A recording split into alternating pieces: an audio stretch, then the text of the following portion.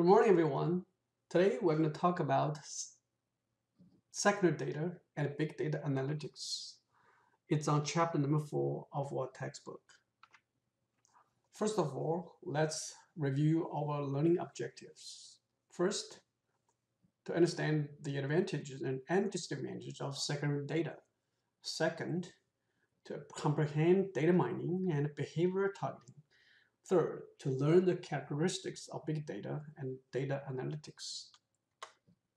First of all, let's look at the definition of primary and secondary data. It's actually pretty simple. Primary data basically means new data gathered to solve the problem under investigation. For example, if we want to gather data on a brand like Starbucks to figure out the attitude towards Starbucks, we would gather new data to find out how our audiences perceive Starbucks. On the other hand, secondary data are data that have been previously gathered. I'm sure that Starbucks company, as a company, must have done tons of research, and those research are considered secondary data once they have been gathered, and then they can be used for further research by market researchers. So primary data and secondary data is pretty straightforward. And the best way to remember that it's like secondhand smoke, or if you smoke first hand, second hand, if you smoke yourself, you're like primary, first hand. But if you got someone smokes your second hand smoke, it's going to be secondary. So, okay, here are some of the advantages of secondary data. And we conduct the secondary data research because there are lots of benefits associated with this kind of research. And first of all, we are talking about secondary data can help to clarify or refine the issue of the problem. Now, this is a very important stage of research in most cases because we want to find out what's going on with, for example, the issue of sales going down. And so we need to find out as much as possible from second-hand data. For example, it's the previous research have been conducted by your own company, and obviously database research is a good source to find out, especially business databases in our case, and there are lots of databases available: ABI, Inform, Ebasco, Gale. I want you to go to our library database to check on the business section, the subject, and then look for those information related to company or brand or any other issues involving the business operation. So, and the second advantage is that sometimes we might be able to find a solution to a research problem. And for example, if some of the similar companies have figured out a solution to a problem, and then we can just, we don't need to conduct a research, a primary research, because primary research usually is more expensive and more time consuming. Third advantage is that we could find out from the secondary research, which have been conducted by previous researchers, and then to figure out what might be a best primary data research alternatives. For example, if previous research have some warnings about, say, okay, maybe the best way of primary research is not a focus group. The in-depth interview might be better, and then it help you to make a decision about what type of primary data research we should do. If we do decide to conduct the primary data research. Number 4, the advantage of secondary data is that it can alert the researcher to other problems. And when you begin to gather secondary data research uh, data, and then the more you read it, the more you just figure out maybe it's the problem you think they're not as simple as that. Maybe there are other issues involved. For example, you figure out like, so the cells going down, maybe that's just really a symptom on the tip of iceberg.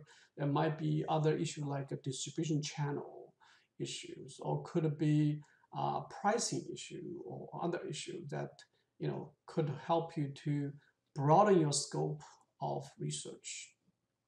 And the next advantage is that secondary data research typically help you to gaining more credibility by providing background information, because background information uh, you know give you the credibility in the sense that you have done your homework, and especially from credible sources like trade publications or respected like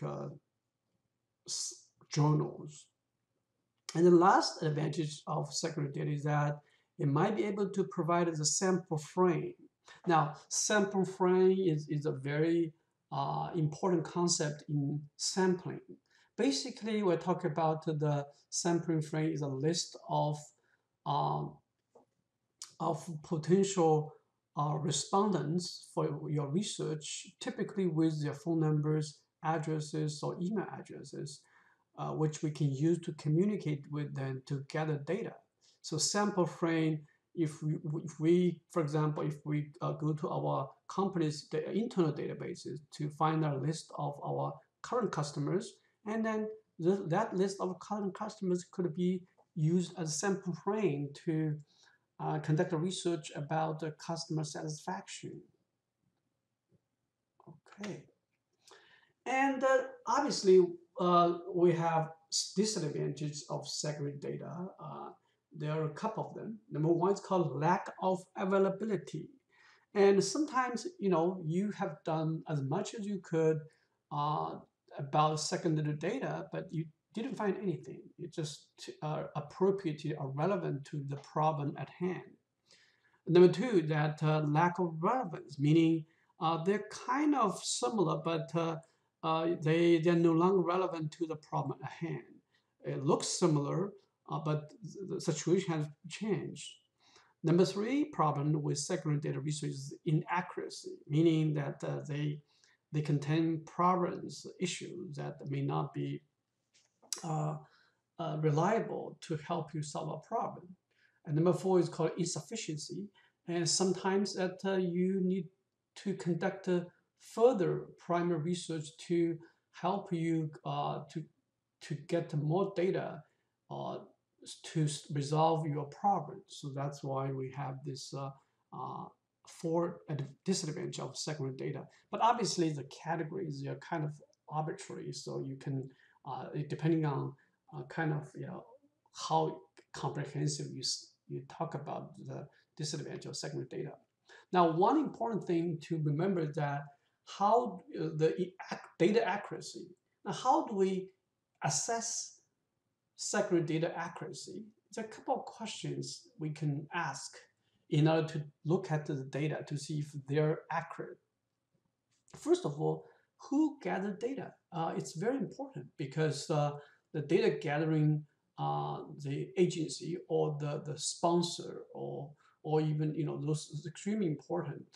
And if you look at the current polls numbers, presidential campaign poll numbers, the poll numbers vary a big greatly depending on whether this data gathering agency is pro-Republican or pro-Democrat. You can obviously you'll see the numbers, and so there's a biases built into the system.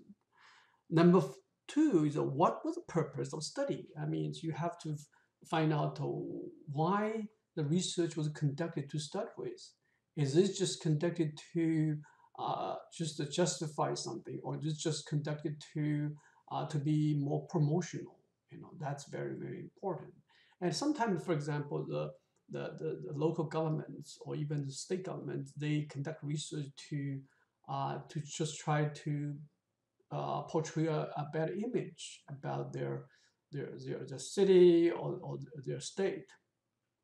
And then the third question is that what information was gathered, and this is very important as well. So just obviously associated with the purpose to find out what has been gathered, demographics, or just product usages, or sometimes just public opinions. So very, very important to think about. Number four question is that when was information collected? The information, especially in this age, I mean, they change rapidly. Situation changed a lot from month to month, and then so we have to look at the time frame. And the next question we need to ask is how was the information collected? We have different types of data gathering methods. We have used surveys, we use focus groups, and also we use ethnographical, and also we use all different kinds of research methods. We need to know how it was information collected or gathered. And the last question to ask is the information consistent with other information? So this obviously, if you gather information on a particular issue or topic, more likely there are like different sources of information.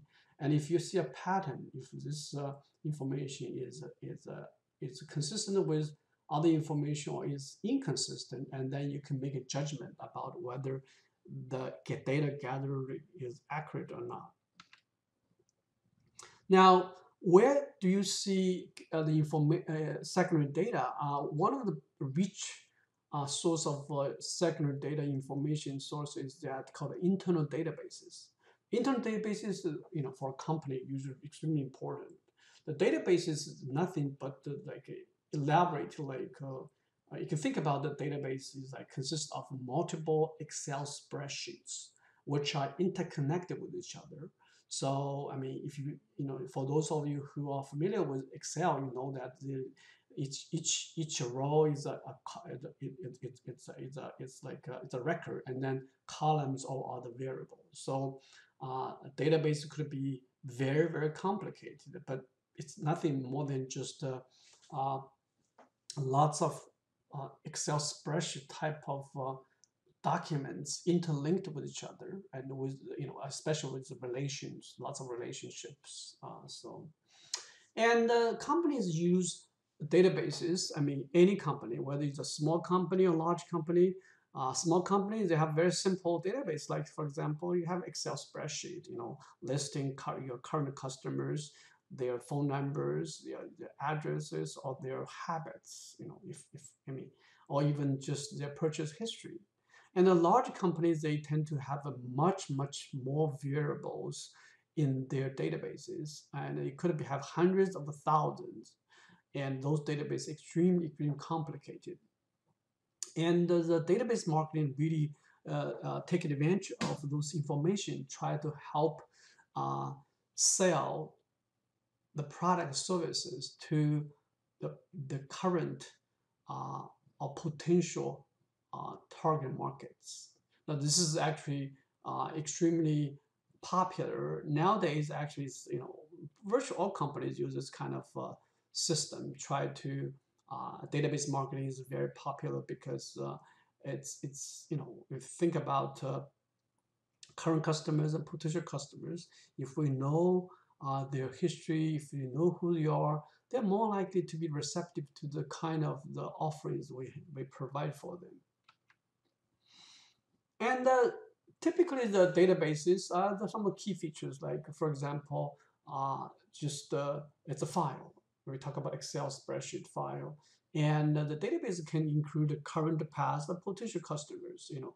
Current customers obviously are most important. Former customers, I mean, you want to lure them back by offering some incentives. Maybe potential customers also you need to offer the incentives. So really, really important that we keep 3 piles of customers. And then sometimes we focus on demographic or purchase behaviors because those are the important predictors of whether we can sell more stuff to them, more services to them. And also we profile our customers, try to increase our understanding about uh, their value to our company. And so typically also we generate like emails or direct mailers based upon their buying behavior. This is very, very important. It's if the past users tend to be much more likely to use, and also help to use to collect the custom information from your website, because many companies nowadays they have the back end and they get information from the website, especially those people who are interested, they're registered on your website, then you get information, and then those information could be used to further communicate with those people registrants. And also database help you to search by, let's say, by amount of purchases or by gender, by age. I mean, you can do lots of searches. We call queries, database queries to generate, let's say, a mailing list. And also, internal databases usually help to have database software. For example, databases. I mean, that's not something new. Our Cal State Fullerton, at the university, Cal State Fullerton University, we have PeopleSoft, which is a huge, big customer relationship management system. It's a big database software, basically. Those kind of stuff help us to enhance our data analysis. Now, recently, we have two big popular concepts about databases, about data in general. Actually, it's one's called a neuron. Okay, actually, it's a typo there. It's a neural network. Basically, it's not neutral. Sorry about that error. Just basically it is imitates or mimics the process of a human brain, because the neural network inside our human brain, we have billions of neurons and interconnect with each other to process information coming into our way. And then, so we're trying to imitate how brain process information to find the potential links or the nodes, and so that we can generate more patterns to predict their potential purchase behavior. Number two, a big concept now is being popular is that called data mining. Data mining is really another way of finding patterns from the large amount of data, typically using statistical advanced software to discover non-obvious patterns hidden in the databases. So it's like find the pattern that can help us make a decision. So data mining is a big topic. Now, some of the potential uses in marketing for our internal database. Number one is called customer acquisition. Remember, we have potential customer list. And number two is called customer retention, is that we have our current customers. How do we retain our customers? How do we keep them happy? Obviously, we can email them, we can call them, or we can develop a loyalty program. Let's say the more you buy, the more rebates or incentives you would get. For example, the banks, the credit companies, they have rebate program. And the Costco, they have the executive membership. You can get 2% or even higher rebate among the purchase amount. So this is actually a huge, big deal for companies, because the acquisition cost is almost 6 times as high as the customer retention. Retention, you spend, let's say, you spend $1 for retention, but it takes $6 to acquire one customer. And then obviously we also find out why do customers leave us. We study former customers. We call customer abandonment, in the sense that why do they leave us? There must be a reason. So we use databases to reach out to them to find out why they left us. I mean, we do some soul searching to find out what we can do to lure them back, or maybe also at the same time to help retain our current customers and also to acquire new customers. Last thing to think about is kind of market basket analysis. This is the literally talk about basket in the sense that, let's say you go to Albertson to purchase products. Every single time, every single trip that you make to Albertson, it's like shopping basket. And we want to know how much money you spend during that shopping trip, what's inside, and any relationship among those items, so that and then the idea is obviously try to increase the shopping basket purchase amount. How can we get people to shop more while they are in the store? So that's the idea. I mean, if we have internal databases that we can really do lots of analysis, it's a really interesting stuff going on with, because science of shopping. That's stuff that's very fascinating. As far as the behavior targeting is concerned, the best example would be something called Amazon. And Amazon now is becoming a behemoth. It's like huge, humongous. It has been swallowing many companies, and just why? Because it's like 100 million customers in their databases, and then they know each customer so well. I'm one of the Prime membership, and we spend hundreds of dollars, like almost like every month. And look at the whole total amount. I mean, you can pretty much buy anything from Amazon. And also, they use the data to from the online, offline, to predict what you most likely would buy. They have a recommendation for you. The Amazon recommendation engine probably is the most sophisticated in the world. And besides, you guys probably don't realize that Amazon is a big play in help you to increase online advertising. It is the number 3 player in the digital advertising behind Google, Facebook. The number 3 is Amazon. They have tons of ads, and actually they help other companies sell on their platform. So this is extremely important in terms of they know once you click on the page, and you must, because they show that your intent, or at least your interest in that item. So this is a big deal to online companies, online e-commerce players. Behavior targeting, they just focus on behavior. They don't focus on your motivation. They don't care why you're buying. It's just like black box. They're not interested. You just say, okay, stimulus response. They look at your clicks, and then they figure out, well, they're gonna provide stuff to you.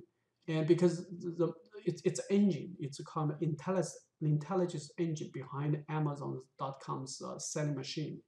It is actually, by the way, it is actually creates a huge problem for hundreds of thousands, even millions small businesses, because those businesses couldn't compete or cannot compete at all with Amazon's pricing power. And it's a scale of economy. So this is a behavior targeting is a big topic. And about the big data analytics, obviously, the textbook combines segment data with the big data analytics, which is a very popular term. Some people think that if you put big data analytics, those keywords on your resume, your value would jump 100%. If you're big data analyst is like making like hundreds of thousands of dollars, so this is a big field, but obviously it requires lots of training and skills to be a big data analyst. We talk about big data because of recently computer information technology development, especially computing power, allows companies to accumulate large chunks, terabyte and billions, the megabytes, terabytes, gazillion bytes of data on their servers, on their database, store data warehouses. So this is but the reason that companies are interested in big data, because they can gain deeper insights. By deeper, that they they not only they can look, for example, if you buy something, uh, like the deep side, because like for example, your shopping behavior on Amazon. Let me use an example Amazon, because Amazon has humongous amount of data, 100 million Prime users, and then they can just using big data analytics to dig deeper into your behavior. For example, if you purchase, let's say, some products, let's say purchase some computer, for example, like a laptop computer, and then they're just use what they know about you, and at the same time, the people who are similar that also happen to purchase the same laptop, and then dig deeper into your behavior to see what other products that you might be interested. So deeper insights, and also broader insights in the sense that they can gather not only your purchase behavior, but also they can recommend something similar or in different categories information to help you to just get a to really know you more, across categories and also within a specific category, product categories. And the textbook didn't, like the coverage of big data is really very, very preliminary, and this is a huge big topic. And I think it's what I've learned from big data is that one time I went to a direct marketing conference, and one of the speakers I think is very, very good, and he used 5 V's to summarize characteristic of big data, which I find quite interesting. So V, okay. Remember that we have 4 V's at the top. The last V is the value. The reason that we are interested in big data because we see big data have value, have commercial value. From big data we can reap profits from those understanding of big data. The first V is called volume. Talk about the amount of data.